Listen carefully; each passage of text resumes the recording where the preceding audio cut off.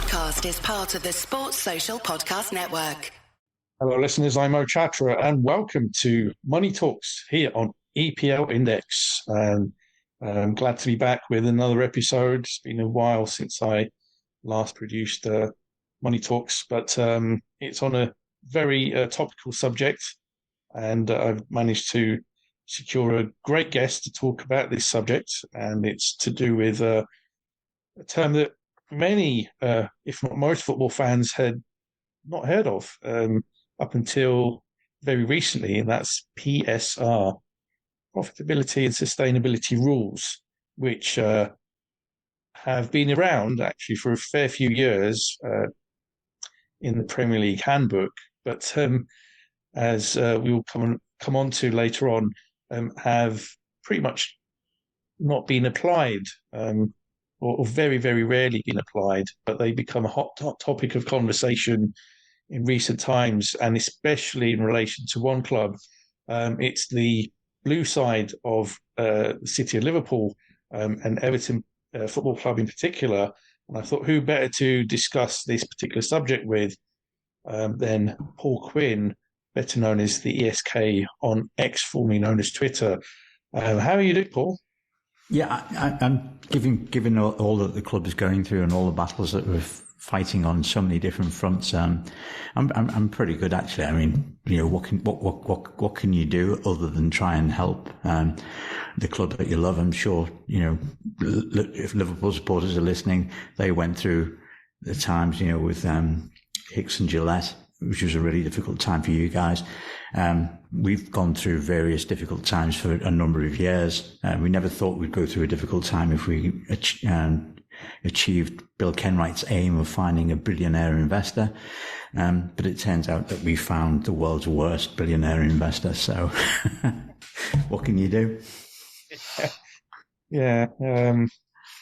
Very different in reality to what was presented when he first came in, but I'm sure we'll come on to that. But yeah, indeed. Before we get onto the whole subject of PSR and all things related, when it relates to Everton Football Club, can you just tell listeners who are unfamiliar with you a little bit about yourself? Sure. I mean, I think I went to my first game at Goodison in 1972. Against Walsall, and we beat them 2-0 I think it was the fourth round of the FA Cup. And as a result, after that, we signed Bernie Wright, if you remember him. Maybe not. Maybe one or two people who remember him. And, growing up in Liverpool in the 70s, and then as a sort of a late teenager in my early 20s in the 80s, I saw the wonderful times of the 80s. School was a horrible time for all Evertonians in the late 70s, of course, when the other side of the city was winning everything on site and we were doing nothing. But lifelong Evertonian. Fourth generation. My kids are fifth generation, although my kids have never lived in Liverpool.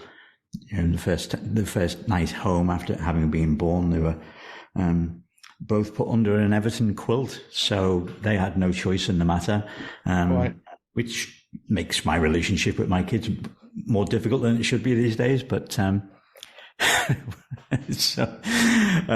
I never expected it to be like this, and here it is. But when you're born into something, there's not much you can do about it except support them through the good and the bad times. Oh, absolutely. And I mean, even Liverpool fans, albeit riding on the crest of a wave at the moment, have experienced very similar times as well in the not too distant past. With the likes of Hicks and Gillette running the club for a few years before the current ownership group came in back in 2010. But and just briefly, also in terms of your kind of history and background, what kind of relationship do you have, or have you had with the club as well? Well, I've always just been a fan, to be honest. Although I think I appeared on social media probably around 2003, something like that. So I've been on social media for 20 years, in the days when people used to appear on forums.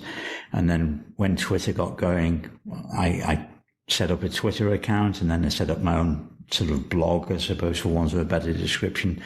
And I've done hundreds and hundreds of podcasts of my own over the years. But I've always tried to, whilst obviously supporting the club and getting to as many matches as I can do, I've always tried to distance myself from the management of the club, probably something that we both mutually agree with, in order to retain some objectivity. It's I've got a particular interest in business. I've got a business background, and it's always struck me that Everton have been a very poorly run club, going back, literally going back decades. What happened in the mid-'80s probably didn't help us and didn't help many English clubs, obviously, with having to drop out of European football for a period. But in the 90s, when we were still considered to be one of the big five, and at the start of the Premier League, out of those big five, we are the only club that never ever took advantage of the riches that the Premier League offered. And it's incredible to think that as founder members of the Football League, the Premier League, the only one of those that have never been relegated out of the Premier League, we find ourselves in this crazy position today after, 30 years of Premier League revenues, to be, not putting it too bluntly, but an absolute basket case off the pitch. Yeah. It just seems to have been one thing after another, irrespective of whoever's the custodian of the club. Exactly. It's something that's developed over, as I say, literally over decades, and our competitive position on the pitch has gradually declined, which obviously impacts revenue, impacts your ability to get the best sponsors, impacts probably your ability to get a good owner as well, I think. And as a result of that, as other clubs have advanced further forward, and increased their revenues, increased their ability to spend more money on players, spend more money on wages, our competitive, and the fact that we've been so badly run, our competitive position on the pitch has just declined over time. Now, that's not to say that all Evertonians still don't love watching Everton and are still as passionate as we always have been. And in fact, you could argue that, the Everton fan base in recent years has been the one sort of positive about the club. And it has literally kept us in the Premier League for the last 2 years. But even with all of that backing today, because of our owner and because of his choices and because of his choices of potentially new owners, and because of some of the business decisions that they made in recent years, we find ourselves in a quite ridiculous position.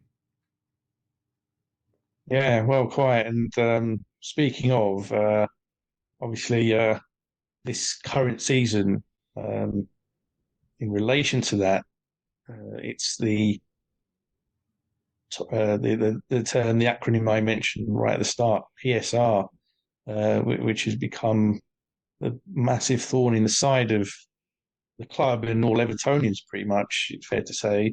And there's been yet another Premier League complaint, is the official term, relating to PSR rules. And in the lead up to the deadline that was widely known, whereby any PSR-related complaint that the Premier League wished to lodge had to be done so by the end of the second week, or the 14th of January of this year.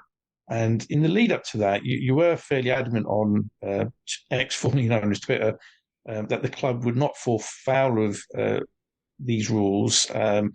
And for the latest 3 years, covering the 2021 to 22-23 seasons, clearly the Premier League, ruled differently, and they did come out and lodge that complaint. So without revealing any confidential information, then why is it that you're so sure that the club would be within the PSR limit? It's a really good question, and it's based on a number of things. First of all, some basic understanding of accountancy rules and accountancy standards, based on my understanding of how interest payments could be treated, and those interest payments relate to obviously the building of the stadium. The Premier League didn't accept that the interest payments that Everton tried to remove from the calculations in terms of profitability and sustainability, which of course limits the amount of losses that you can have over a 3-year period. They argued that those interest payments related to the fact that the club was losing money just in terms of its operations. Our wage bill was too high relative to our revenue, and it had nothing to do with the stadium. My argument, and I think the argument that the club failed to articulate properly, in the first case, was that actually the regulations, the accounting regulations, look at it from the perspective of, well, would those interest payments have occurred had the stadium not been built? And given the level of funding that Moshiri put into the club, those interest payments wouldn't have occurred. So Everton got, for those that don't know the full details, Everton have got this situation whereby the main shareholder, Fard Moshiri, has lent the club an incredible amount of money, £750 million in the nearly 8 years he's been here. But on top of that, Everton have had to borrow money from commercial sources, and those commercial sources have not been the main street banks. They've been secondary lenders. And as a result, we have a large amount of shareholder loans and a large amount of debt that attracts relatively high rates of interest.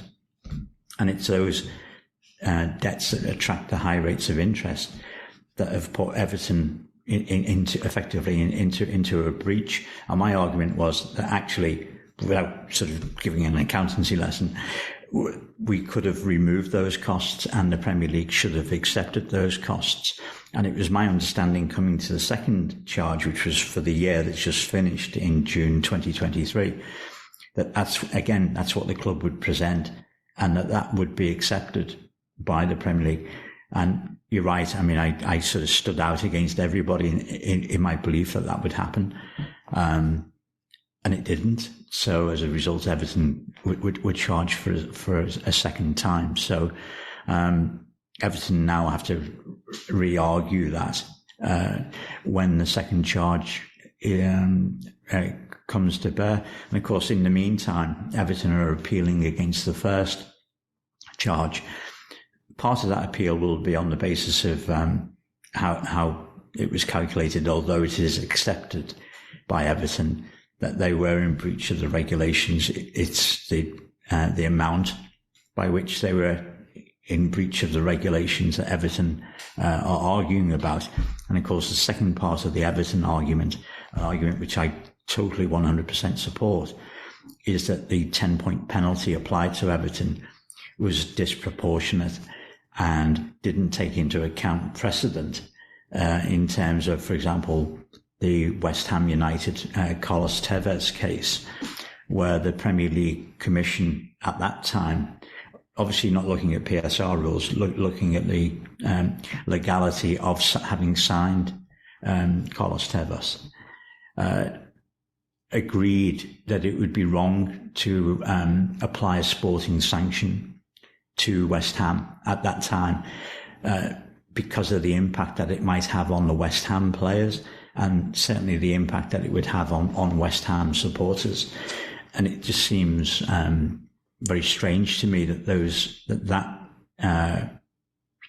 that standard shouldn't now apply to Everton, its players, the people who work for the club, and of course the supporters, particularly in the context that all of the people who made the decisions that put Everton into a breach no longer work for the club. Yes, we've still got the same owner, we've still got Fahad Moshiri, but all of the directors have since left the club.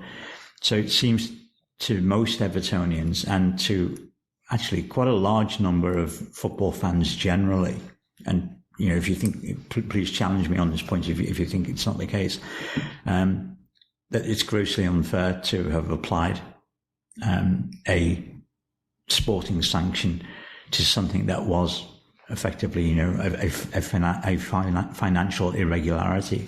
There's been some discussion as to whether or not Everton gained a sporting advantage, and it's clear from the first hearing that a sporting advantage was, it was the case that Everton's overspending created a sporting advantage, but that has to be qualified by the independent commission that the Premier League had. They couldn't work out what the sporting advantage was. They said that the sporting advantage was unquantifiable. And it seems to me that there's a basic sort of a fundamental issue here in terms of fairness as to how do you apply a sanction, how do you apply a penalty to something that's not quantifiable? Because normally, the penalty fits the crime. Well, if you can't quantify what the crime is in terms of sporting advantage, how can you therefore, on top of all the other things I just mentioned, how can you therefore apply the most severe of sporting sanctions? And that forms a big part of one of Everton's appeal for the first charge, and no doubt will form a big part of Everton's mitigation in terms of the second charge. Yeah. I mean, I personally do feel that a punishment involving a points deduction is fair, but I understand to an extent why Everton fans and the club itself feel aggrieved, because it appears that Everton in this case was used to set a precedent, and the manner in which that precedent was set, the rationale behind it, has not been very clearly communicated, or at least if there has been some communication issued in terms of the suggestion that it's 2 points deduction per £1 million over. Is that right, or is it 1 point deduction for every? Yeah, there is some form of calculation sort of suggested, which again, must form part of Everton's appeal process, because the Premier League were at great lengths to explain the fact that the commission was independent, and that, as Richard Masters said when he appeared in front of the Select Committee about 10 days ago, that there's an open sanctions policy, that sanctions were not determined by the Premier League, that there was they wanted to put a distance between the Premier League and whatever the sanctions were. That being the case, how come there was some form of prescribed formula? The two don't add up. It's either one or the other.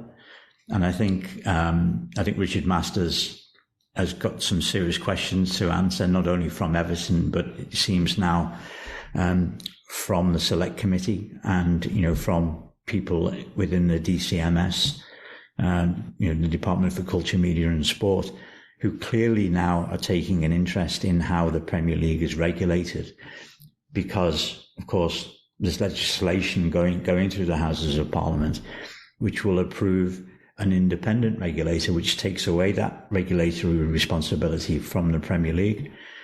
Now, I think for many, many years, because everything was going swimmingly well for the Premier League, certainly under Scudamore, where, year in, year out, increase in revenues, increase in the number of people who are watching the game globally, commercial sponsorships are rising year in, year out, English clubs doing fantastically well in European competitions.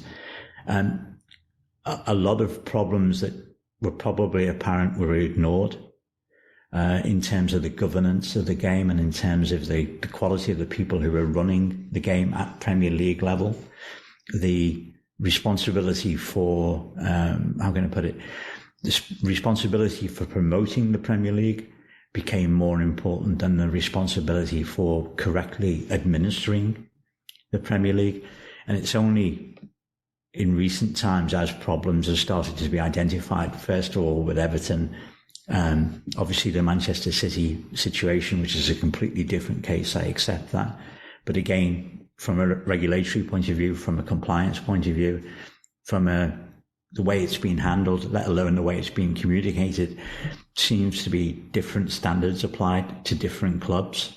And of course, one gets on to then Richard Masters, what generously could be called a slip of the tongue, but actually demonstrated entirely the thought process that goes on within the Premier League, that there are big clubs and there are smaller clubs, and that as a result of that, you can only conclude that those two different categories of clubs are treated differently within the Premier League.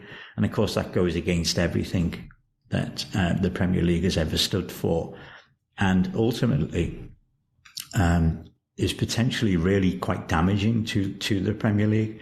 I'm a great believer that at club level, the directors of a football club, as well as the owner, have to act as custodians of their individual clubs. So looking after the club's best interests, obviously including heritage and all sorts of stuff like that, but actually making sure that the club is well run, and as well run as it probably can, to get the best out of the club regardless of the circumstances. I also believe that the people who run the Premier League have a custodian role as well. They have a custodian role to the 20 clubs and the fans of those 20 clubs who are in the Premier League, but they also have a much bigger custodial role, to football generally. The Premier League is the apex predator in football, and all ecosystems operate most successfully when the apex predator is in good health. And I think what we're seeing now is increasingly evidence that the Premier League itself is not in good health. And one of the reasons for that is the bad administration and the bad governance of the Premier League. We can all look at individual owners and we can all argue about the merits of individual owners, and indeed whether some of those people or some of those organisations or some of those countries should be owners of Premier League clubs. But ultimately, it's down to the people that run the Premier League to administer and regulate the competition properly, and they haven't done that, which is one of the reasons why we had the fan-led review, and one of the reasons why we've now got what's called IREF, which is going to be the independent regulator coming along.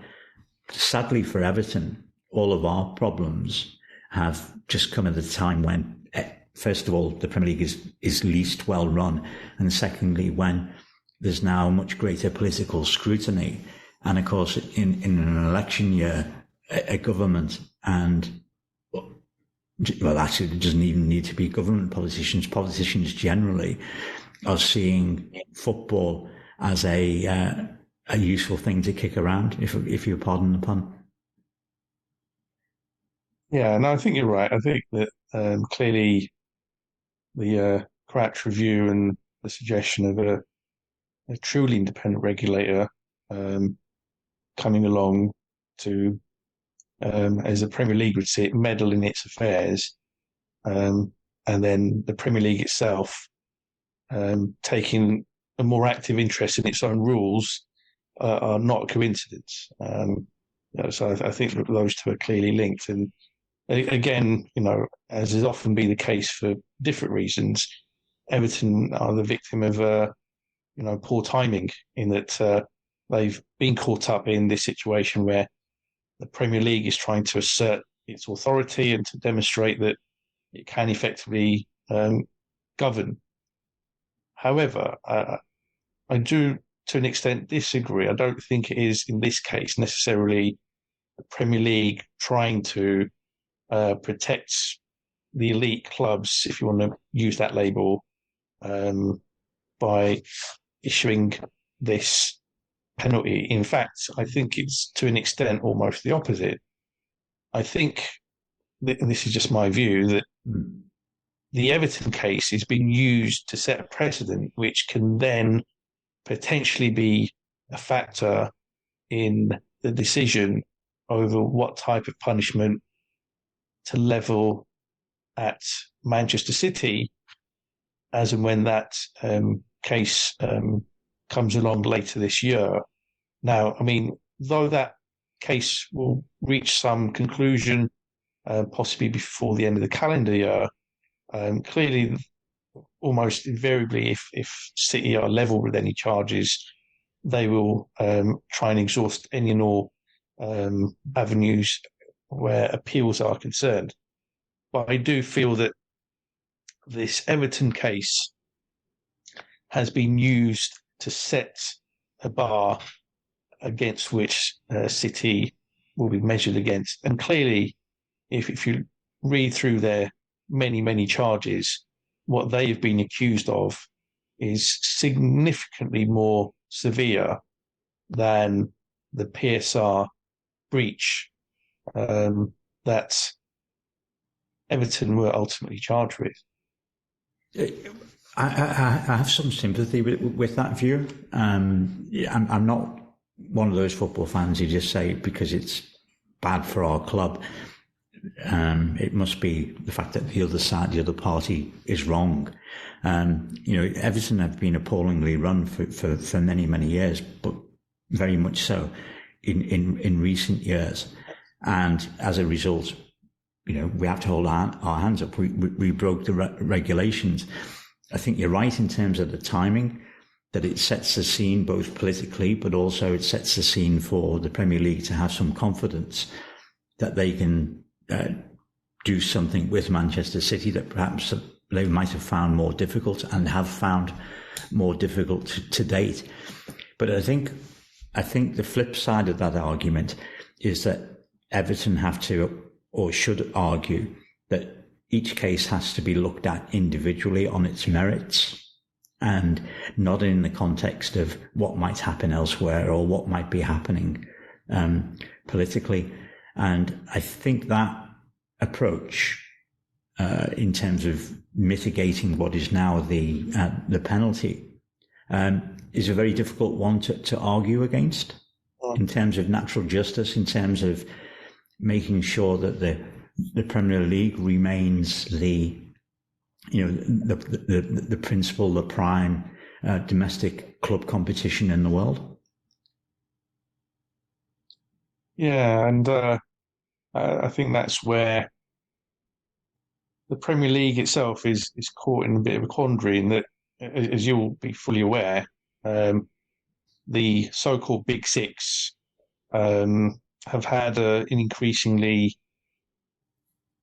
troubled relationship with the other 14 clubs within the league at any time, and a lot of that comes down to money, and especially broadcast related revenue, where originally, as you know, the overseas broadcast rights, for the very first deal going back to 1992-3 season, were a relative pittance. And at that point, all the clubs were happy to agree that money should be split equally across the 20 clubs. Well, at that time, the 22 or was it 24? 20, it was 22 at the time. 22 clubs, yeah. But obviously, the revenue from that deal, the overseas rights deals, I should say, have increased exponentially. And, there's been an uneasy compromise that's been reached, which still allows an element of that money to be split equally, but some of it is now weighted towards other factors such as league positions. League positions. Yeah, absolutely. I agree with that. I think there's also, just from a slightly wider perspective, and it's not something that's talked about very frequently, I think there's also a discussion to be had about the Premier League's desire to see English clubs being successful in European football. And obviously, that has huge implications for the clubs that are successful, because now the revenues from the Champions League are almost at a level of the Premier League revenues. Not quite, but they're moving towards that. But the way that the Champions League and in fact all UEFA competitions are constructed is very much skewed now towards those clubs that have been successful in the past by virtue of the coefficients that are used. And that suggests that you probably, if you're the Premier League, and if you remove any idea that you need to be fair to everybody, if you just think about it from the point of view of being a Premier League shareholder, I know all the shareholders are clubs, but just think about it as being somebody that own the Premier League independently. You'd only ever want the same clubs to qualify for European competitions every year, because they're the clubs, A, that have got the best coefficients because they have qualified, and B, as a result of all the revenues that generates for them, they're the clubs who are most likely to win European competitions. So in a sense, or in more than a sense, it's not in the Premier League's interests to have different clubs qualifying for European competitions year in, year out.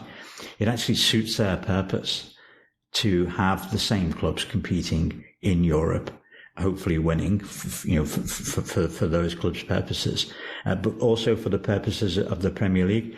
And I think this is something that's just sort of become more and more important, but has completely slipped under the radar. And very few people are considering that. Yeah. I mean, I understand that point, but I also feel that if you go back 15 to 20 years ago, we saw pretty much the same 4 or so clubs finishing in the top 4 season after season, they being Manchester United, Chelsea, Arsenal, and Liverpool. And they became labelled the top 4 of the big 4. And since then, we've seen Tottenham Hotspur and Manchester City join that upper echelon.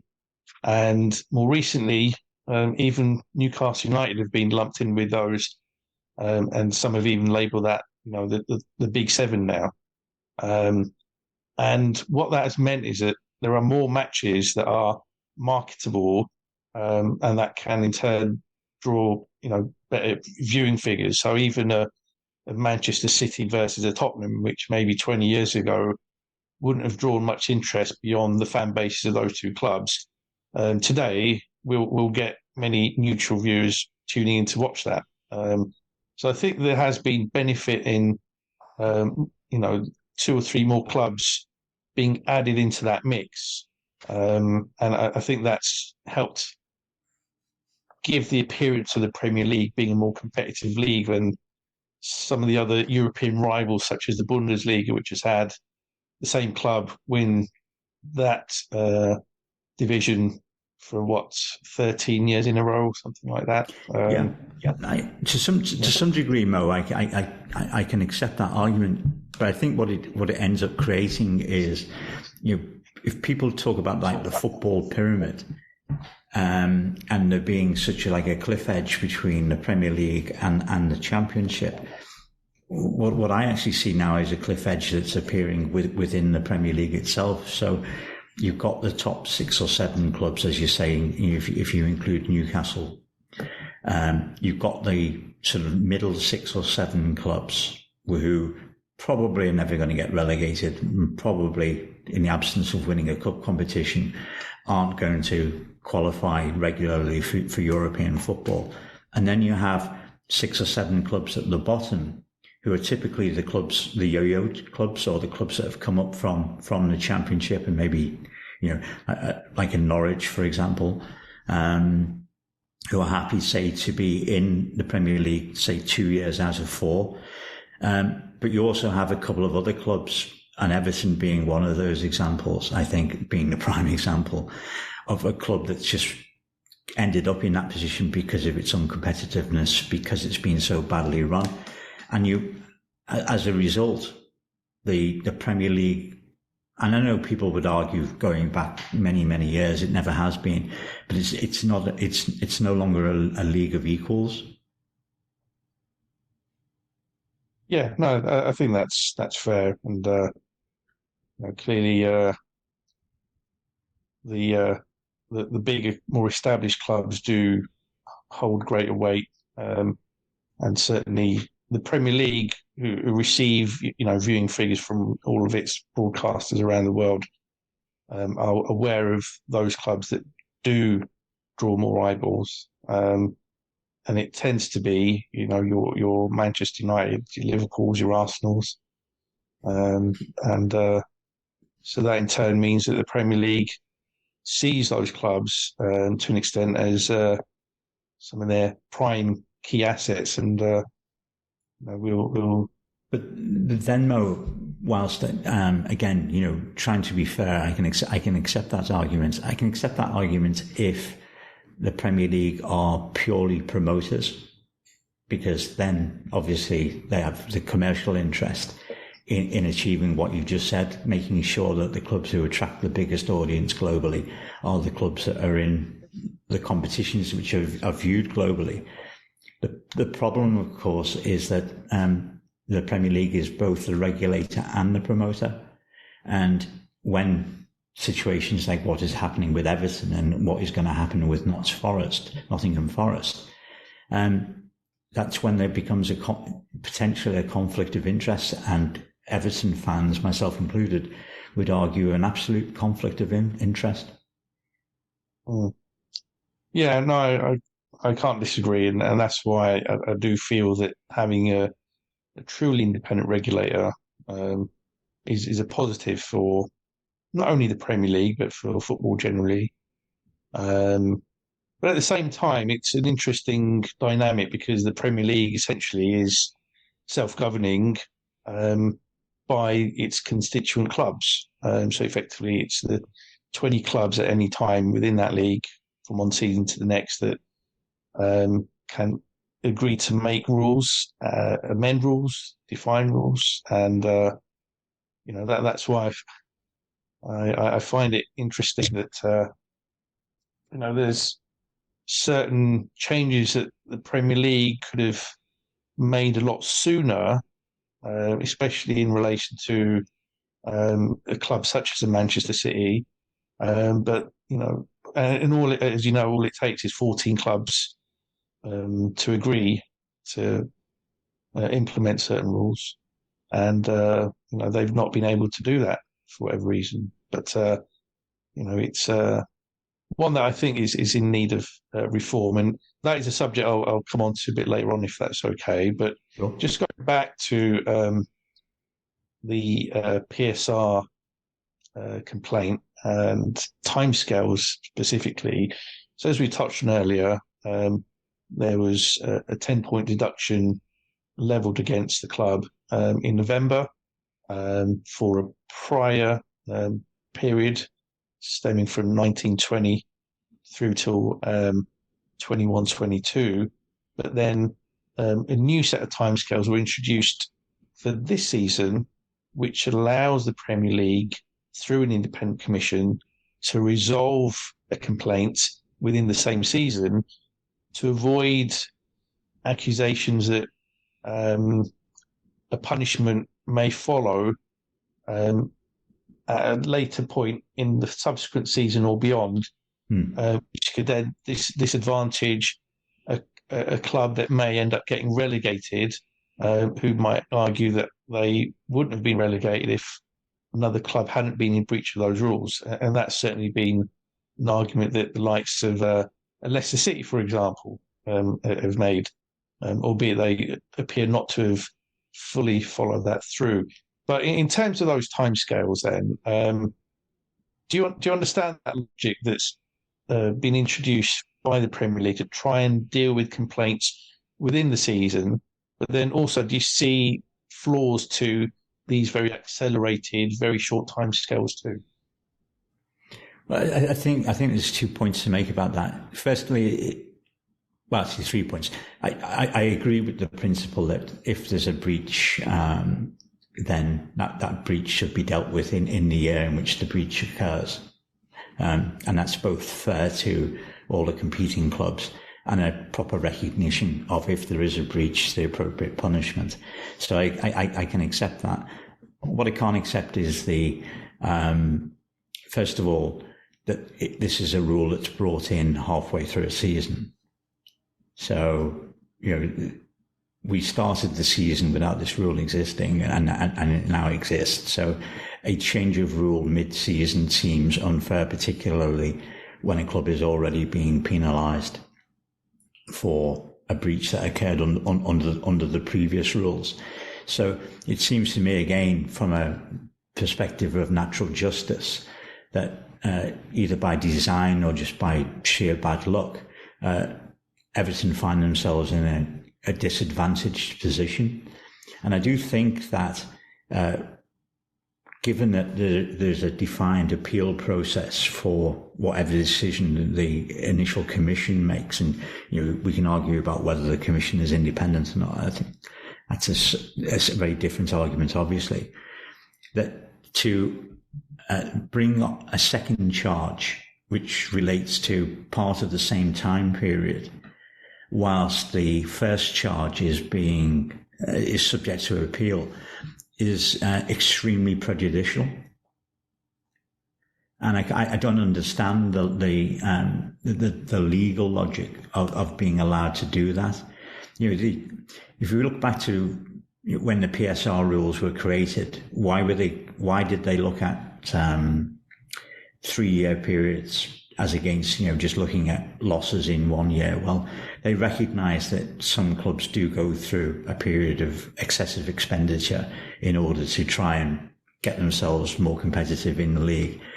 But they expected that over a 3-year period, that to sort of equal out and never to be above the 105 million limit. And of course, when the rule was brought in, the 105 million limit was a much bigger limit than it would be in today's values. So, that limit has never changed. But I don't think anybody who wrote those rules and subsequently allowed those rules to continue ever anticipated, well, probably first of all, never anticipated a club would fall foul of those rules.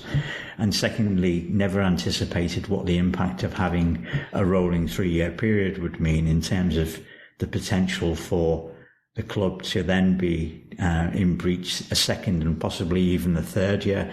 I don't think Everton will be in breach for the third year, but potentially it's possible for a club, as the rules stand, to be found guilty for 3 successive years.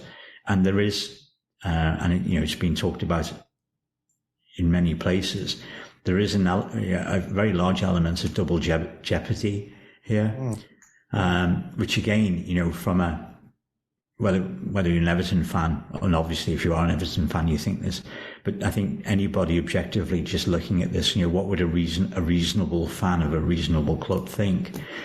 They would think that this system is inappropriate and not fit for purpose. Yeah, I mean, in terms of the timing of when the rule change was introduced, I do believe that it came in at the start of the season, not midway through. I remember being a sad accountant reading the handbook towards the start of the season, and I read that new section of the handbook at that point. I think I even tweeted about it as well. So this is going back to around September. Right. Okay. I'd have to. My recollection is slightly different, but if I'm wrong, I'm happy to hold my hand up. Yeah.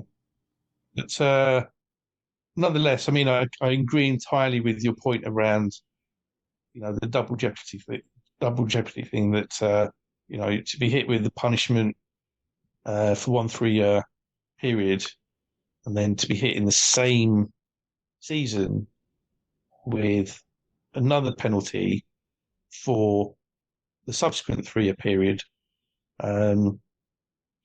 does seem unfair. And, I'm sure that will be an argument that will be made appealed by Everton's representatives. But it's just a bit unfortunate that at a certain point in time, that rule change to try and deal with a breach in the same season is, unfortunately for Everton, coincided with the punishment being levied under the old rules. So we'll have to see what comes of it in terms of that appeal, and whether some leniency is applied, or whether even the original points deduction is reduced as a result. I think reasonably we can expect some level of understanding from the Commission. I know they say that the Premier League doesn't influence it, but as we were talking about earlier, perhaps they do. And from football generally, to understand that actually, yes, Everton will be the people who are punished. Everton fans in particular will be the people who are punished most for this. But actually, none of this really puts the Premier League in a good light.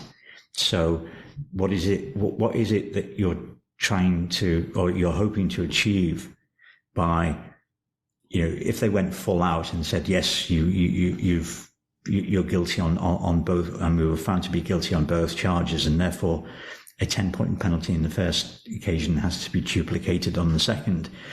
Well, what is it that you're actually trying to achieve here? If it's to act as a deterrent for other clubs, well, I think the first 10-point penalty acts as a big deterrent. If you're trying to argue that Everton's behaviour hasn't changed in the second period, well, that can be easily disproved by the figures, and certainly looking, at Everton's behaviour in the transfer window subsequent to those periods. There's clearly been better behaviour by the club.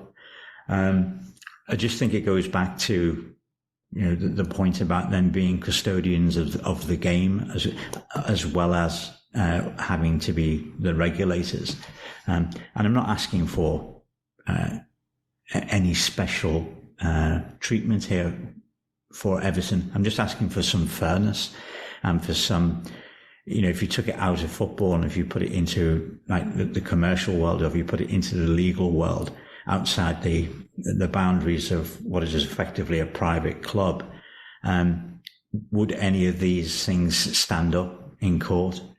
And they probably wouldn't. So why should they in football? Well, it's a very unique beast, is the way that I describe football, especially the Premier League. Normal rules of engagement, normal conventions when it comes to business are rarely applicable. And those that come into football, and especially Premier League clubs, aiming to run a club in the way that you would a normal business, are certainly in for a rude awakening. And there have been a fair few owners of various football clubs over the years that have found that to their own personal cost. But the more football attracts, say, institutional investors, like for example FSG at Liverpool, the more those institutional investors must want more normal business standards to apply. Notwithstanding the fact that they don't want to lose their commercial advantage, I understand that, and their competitive advantage. I understand that completely. But I don't think you can sort of market football generally to investors and, increasingly commercial, institutional investors as against, the local guy made good. I don't think you can market football as an investment if you don't have the, as I say, the governance and the regulatory standards that go alongside that. And the danger is, of course, that the Premier League can lose its competitive advantage by not having that. I talk to a lot of American investors who are attracted to the idea of looking at the Premier League and, you know, the global attraction of it, and the potential for the capital value of a football club to continue increasing as revenues increase, because ultimately the capital value of a football club is just a multiple of its revenue.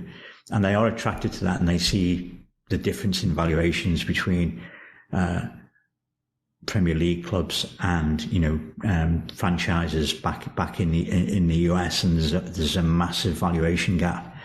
But at the same time, they are increasingly concerned about how the game is governed and whether the game is fair and whether it's seen to be fair, and what impact that has longer term on its ability to attract the right type of sponsors and ultimately, you know, the right broadcast partners.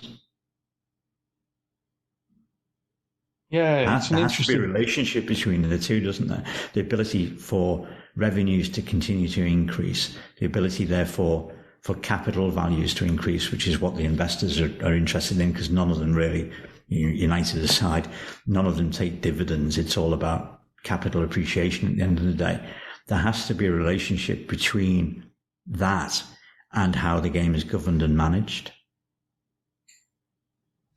Yeah, and you know, it's an interesting one, that, because you know, as you know, there was this initiative launched some 3 years ago. Well, when I use the term launched, it was a dismal failure, which really didn't get off the ground in Project Big Picture.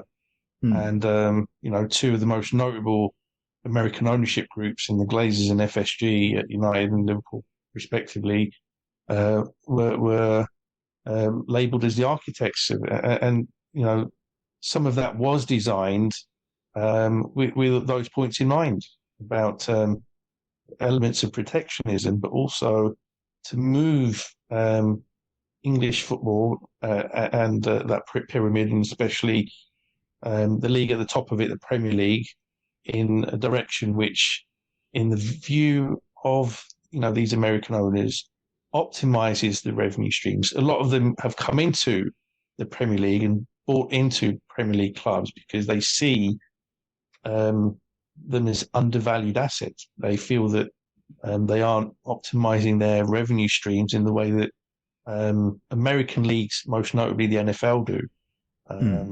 And you know, and also the way that the rules for that league are set up do allow ownership groups to, you know, generate profits and to be able to pocket some of those, which you know, when it comes to the Premier League and English clubs generally, is a concept that would be heavily frowned upon, and culturally would be seen as unacceptable. Yeah, very much so. But ultimately, the Premier League not only competes with other football competitions around the world, it competes with other sports, doesn't it? Doesn't it, for eyeballs and for investment capital? If you consider that to be important, and there will probably be thousands of people listening to this who are saying, well, that's not what football is about. But the moment that football decided to allow external capital to come in, allow investors to look for an investment return, it changed football from being a sort of a local parochial type investment into something that has to compete with all the other forms of sports investments. Whether you like that or not, that's the reality of the situation. Yeah, absolutely. I mean, in terms of broadcast, broadcasters and the amount of money that they have available to spend on sports rights, advertisers and the amount of money that they have for advertising budgets, you know, these are finite resources ultimately, albeit amounts that run into many billions, but ultimately they are finite. And you know, these networks, these advertisers, you know, they have to make decisions about where they want to spend their money, and you know, so therefore, you know, the Premier League, NFL, NBA, the Bundesliga, etc., have to have all of that in mind when it comes to how attractive they are globally, and that's where the likes of the Glazers, the likes of FSG, tried to introduce some level of reform to try and maximise the potential as they saw it, and obviously for many, the changes that they were looking to implement were seen as unpalatable and ultimately didn't materialise. But that's not to say that maybe further down the line, with a greater number of American-based owners now across the league, that maybe in a few years that those reforms may see the light of day ultimately. But that's one to keep an eye on. Of course, the flip side of the argument, Mo, is that does the Premier League, does football have to be so super competitive? We could just take the view that actually what's most important about the Premier League is the fan experience, is the fact that and this applies obviously all around the world, but all English clubs, all Scottish clubs, Welsh clubs, etc., have a very strong local identity, have a rich cultural history, are actually far more important to the local communities than any value that can be applied to the balance sheet. And it comes down to a question, doesn't it come down to a question of values at the end of the day? What is actually most valuable and what is actually the purpose of the Premier League? What is the purpose of the Football League? I'm sure you're the same as me. You've got friends who support clubs in the Football League and clubs in the Championship in particular. Now, I know the Championship is a basket case if you're looking at it from an investment perspective, but actually there's a whole load of fans who support clubs in the Championship who are having a whale of a time. Before we started the podcast, we were talking about Luton having a whale. Luton fans having a whale of a time in the Premier League this season because their expectations are quite limited and they expect not to be competitive, but here they are. Doing pretty well for themselves, and maybe that's a much more, and obviously it's a much more fundamental question that has to be asked about who is it that football is actually trying to serve?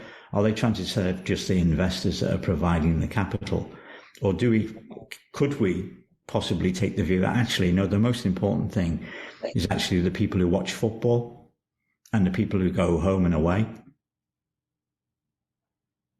Yeah, and arguably, if anything, the trend or the direction of travel has perhaps been in the opposite direction, where those that are the most committed are often seen as secondary to those that are perhaps sat at home watching on TV. And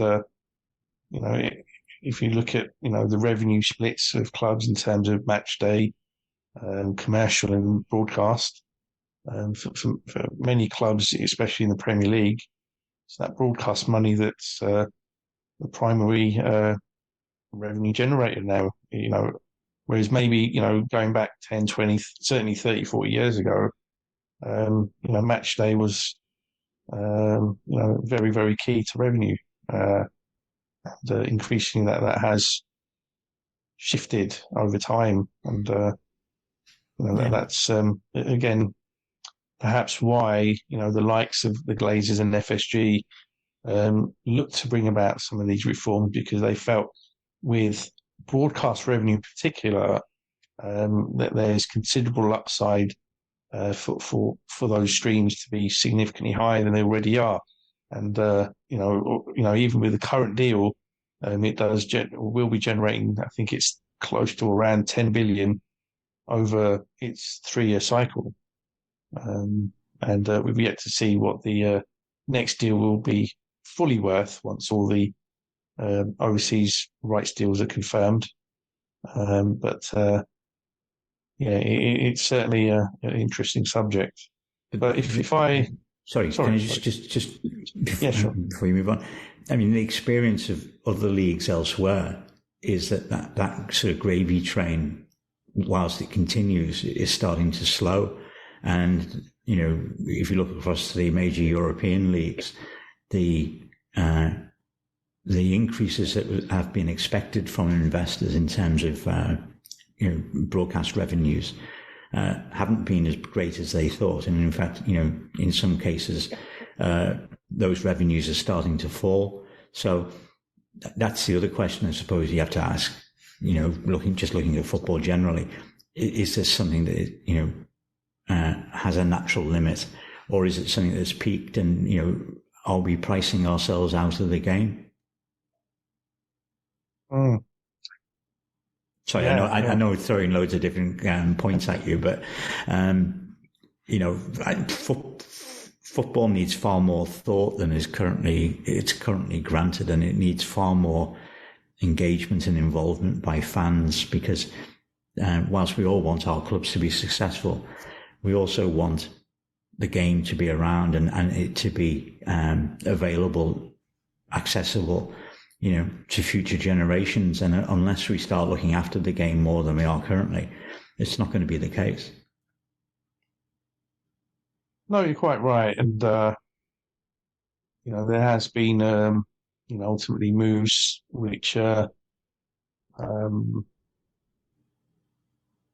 we look at the whole agenda behind the cracked review and, the calls for an independent regulator, at the root of it is the voice of the fans, and to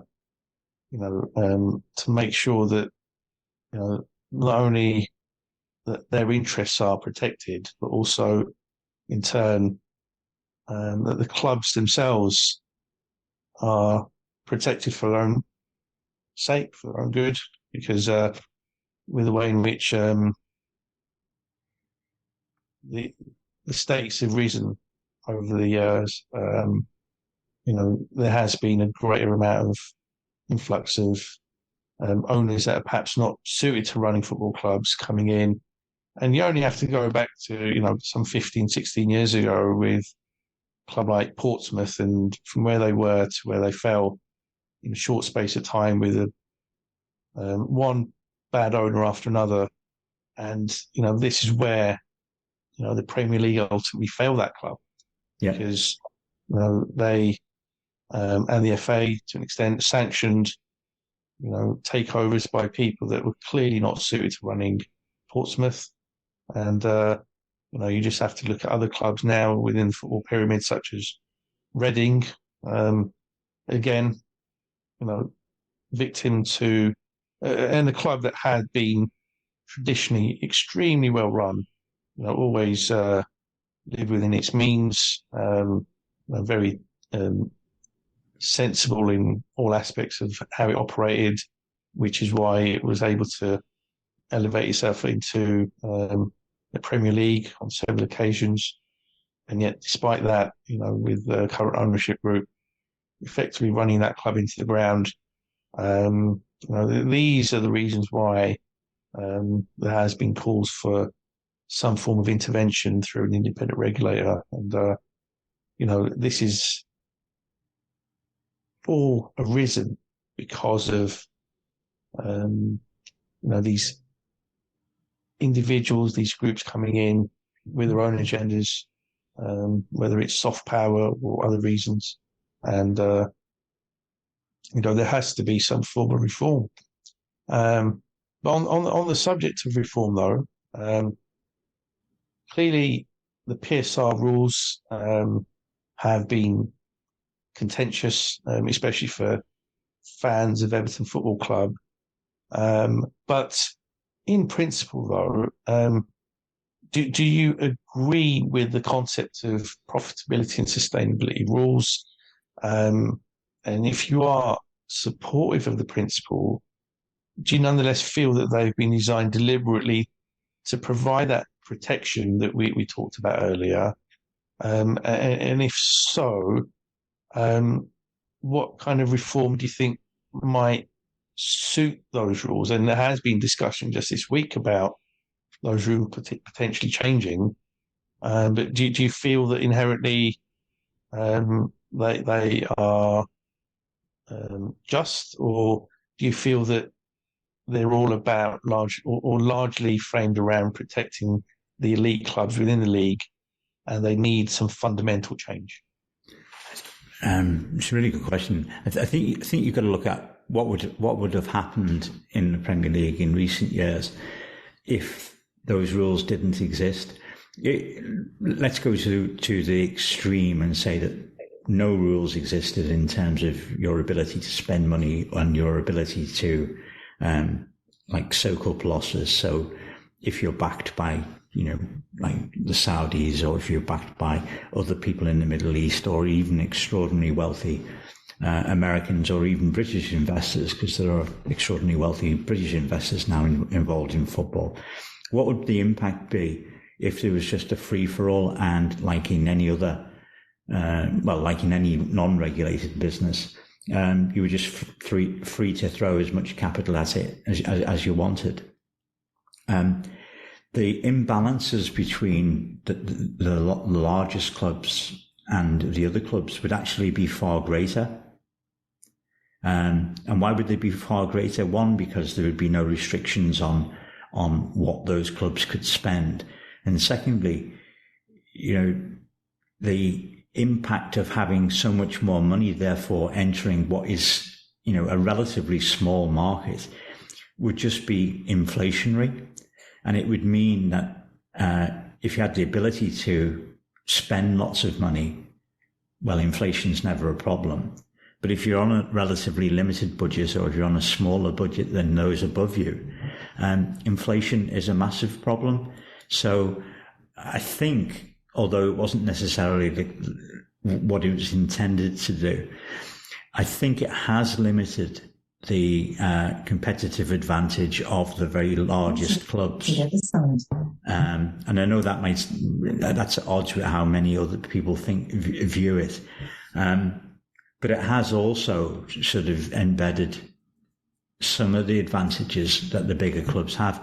And I understand the reasons why, they're going to change towards a sort of soft wage cap, which is a percentage of your revenue, in order to be consistent with European regulations, because clearly if 7 or 8 English clubs are in Europe every year, the rules have to be fairly similar, because you don't want one being compliant in one competition and not being compliant in another.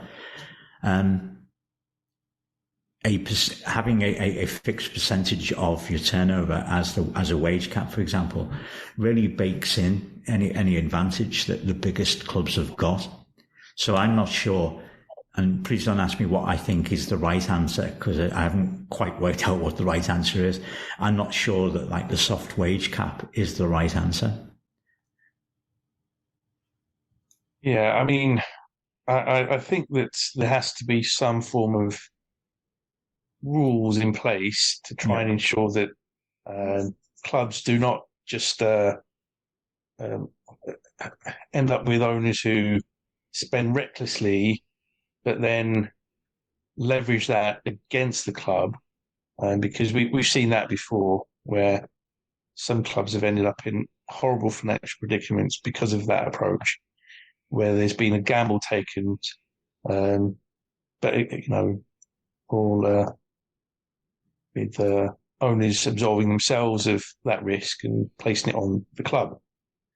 But at the same time, I also believe that ownership should have some freedom to spend in such a way that there is that potential for growth, which would otherwise be extremely difficult to achieve through entirely self-generated means.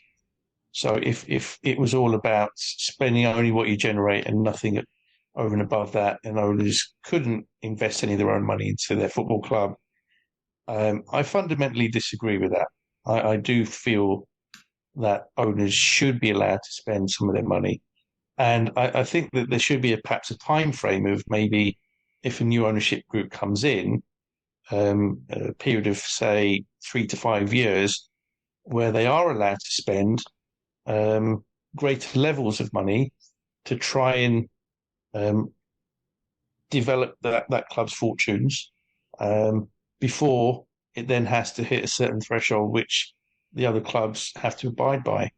And that does then mean, therefore, that depending on if you have a new ownership group in place, you are operating to slightly different rules than other clubs who might have an established ownership group in place, who maybe been in place for a number of years. But I think that might be the only reasonable way to make it operate, that you do have flexibility in the rules to allow owners to invest relatively significant sums to try and develop that growth. Because otherwise, for a smaller club, what hope is there then that if you had to abide by even more stringent rules based around kind of a hard wage cap linked to revenue, and the revenue was something that was limited purely to self-generated monies and not involving owner investment, I think that would be inherently unfair on all those clubs outside of the established elite. And that is something that is a view that perhaps, other Reds may disagree with. But I just feel that, some of the great aspects of the game are linked to the concept of hope. And that hope can come with knowing that, okay, if we have a change of ownership, our fortunes can change. And you just have to ask, the fans of a Manchester City or a Newcastle about that, how, and albeit the whole ownership group of Manchester City and even Newcastle are perhaps podcasts in themselves, but nonetheless, it's that overriding point around having that source of optimism about your fortunes being able to be changed by having an owner or an ownership group that is more invested in the club and is willing to invest into the club in order to elevate its fortunes. I've got some sympathy with that view. I think there's probably a hybrid between the two, although, as I say, I couldn't give you the precise details of what the model would look like. But it sort of comes back to it's because it's ultimately the clubs themselves through the structure of the Premier League that are making the rules. What you're asking the most advantaged clubs to do is to give up some of that advantage in terms of there being a change of rules. So making it easier for an Everton or for a Leicester or an Aston Villa. Aston Villa would be a very good example, to compete at the top of the league. And I'm pretty sure all of the owners of the 6 or 7 largest clubs would argue against that. So I'm not sure how you achieve that unless you totally separate, which is possibly what one of the objectives of the regulator. You possibly separate the rules, the people who can make the rules, with the people who own the clubs who are subject to the rules. And would any of the owners of the clubs allow themselves to become subjects as against rule takers as against being rule makers?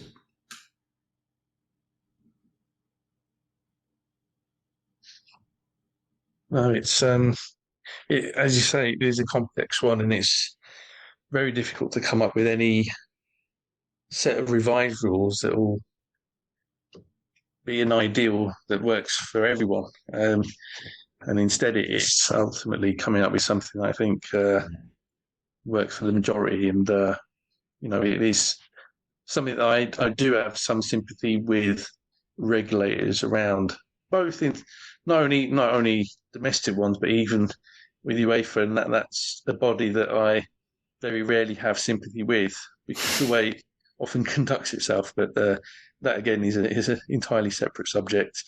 So just a couple more questions before we conclude, if I may. Sure. So first of all, changing subject, but still on a related note. And it's something again I think you mentioned earlier on. Everton does have a number of loans listed on Companies House at this present time, and to the best of your knowledge, is most or all of that borrowing related to Bramley Moore, or is some of that borrowing being used to fund day-to-day operations? Okay, so in total, Everton have approaching 1.1 billion in debt currently, and that's from two separate sources, as I talked about earlier. One is the money that Fard Mashiri has invested as shareholder loans, and in total he's invested 750 million.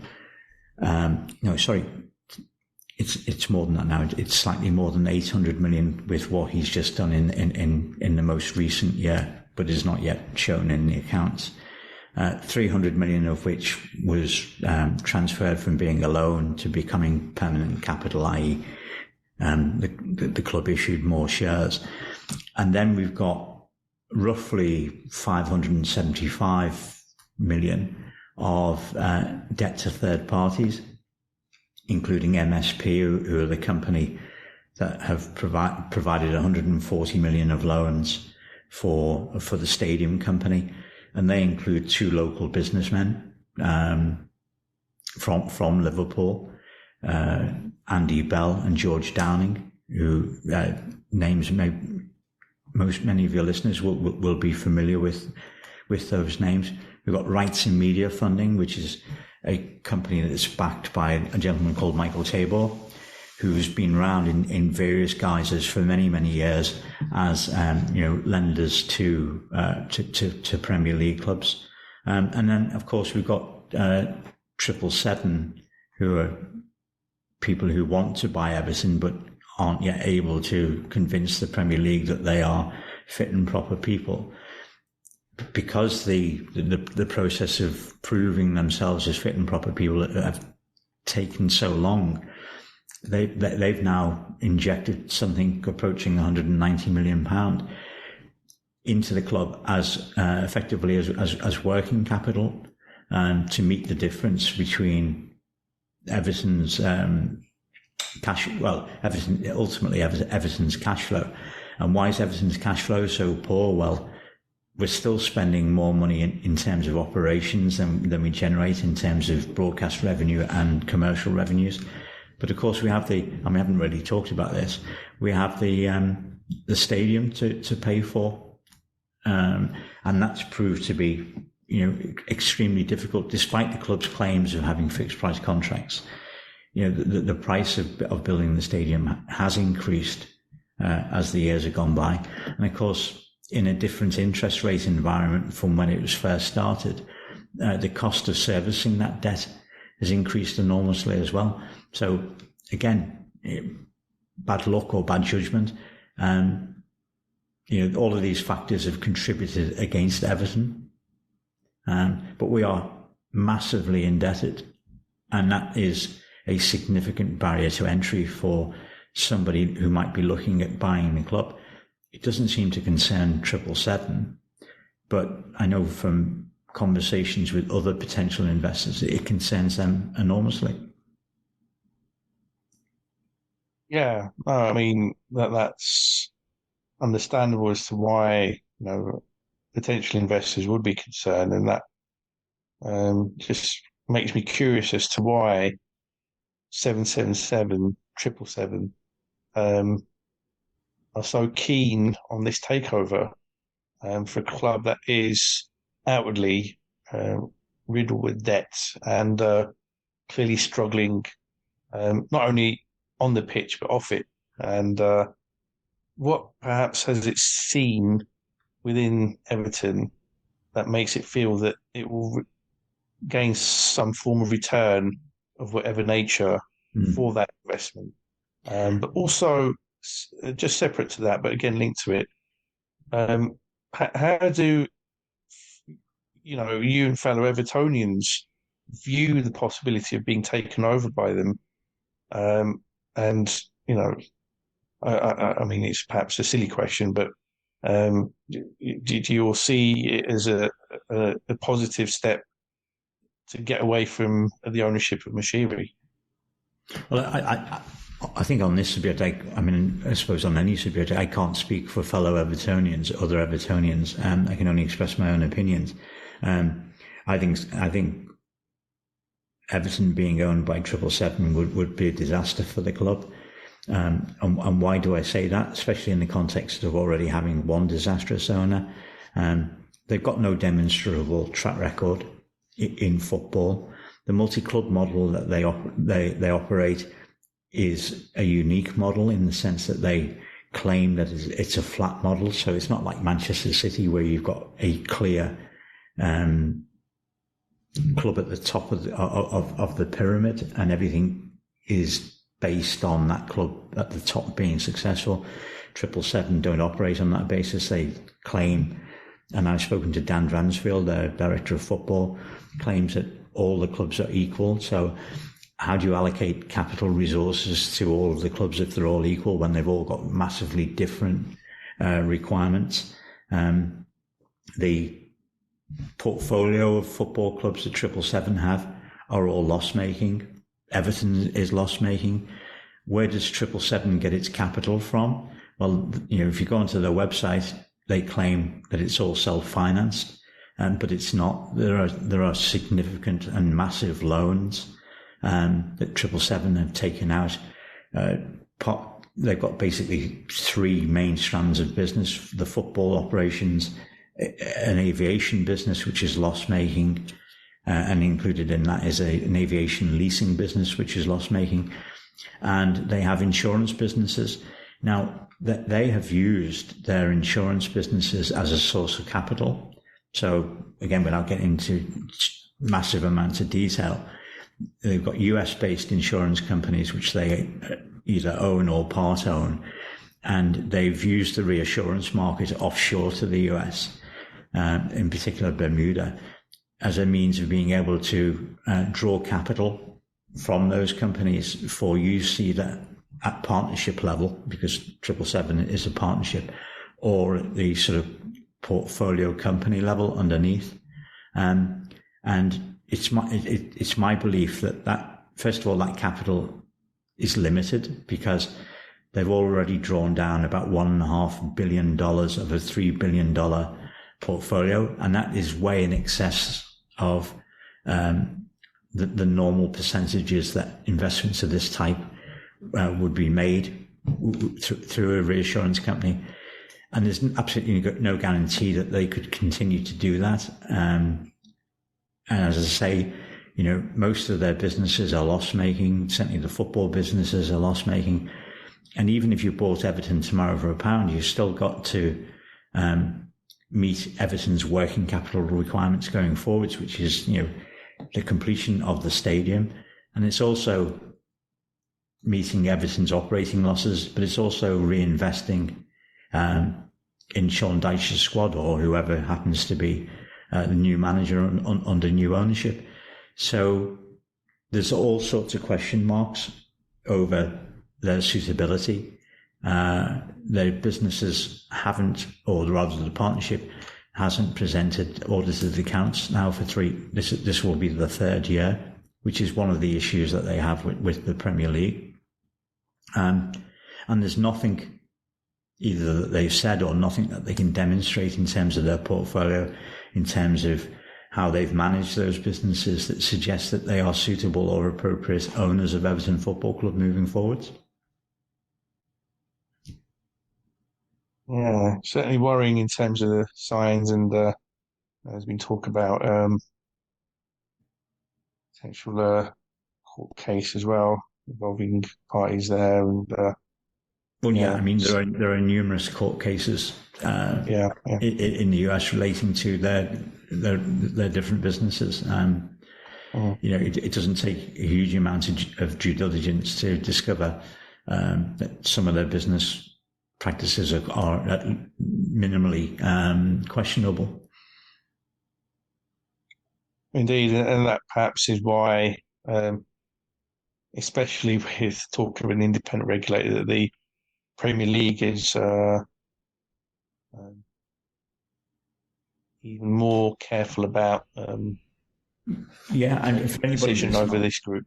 For anybody who's not wholly familiar with this process, initially, I think it was announced on the 15th of September, and it was thought that the process of fit and proper owners would take 10 to 12 weeks. Well, we're approaching week 21 of this process, and with very little indication that we're anywhere near either having an affirmative answer or a negative answer.